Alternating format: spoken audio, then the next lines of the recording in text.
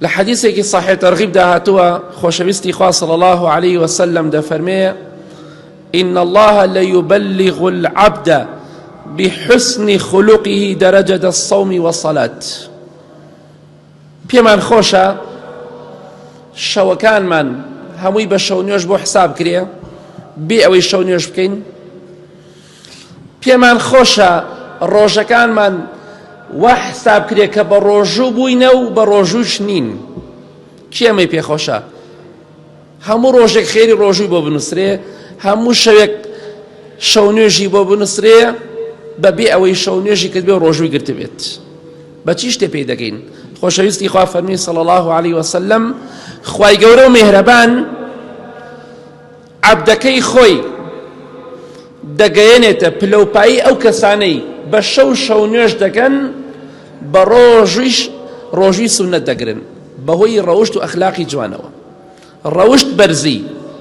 مروف كروشتي برز بو همو شوكاني بشونيوش بو حساب كراوه همو روجيك حسابك بروجو روجي سنة دقري روشت اخلاق من جوان بي هالسوكوت من جوان بي لقل خلق دا چه پیاو چه آفرت روشت اخلاق من جوان بي لقل دايكو باوك من لقل خيزان من لقل ميردكان لقل خشكو منالو دراوسيو كسوكارو هاوركان من لقل دراوسيكان من لقل دوروبر من روشت اخلاق من جوان بي پاداشتی ڕۆژومان بۆ دەنووسرێ خەڵکی وایە بەس مانگی ڕەمەزان دەگرێ بەڵام هەموو ڕۆژەکانی بە ڕۆژوو بۆ حساب دەکرێت چونکە ڕۆژت و ئەخلاقی بەرزە چونکە بێڕێزی بەرامبەر بە خەڵکی ناکە چونکە دڵی خەڵکی نائێشێنێ چونکە لەگەڵ خەڵکیان ڕووی خۆشە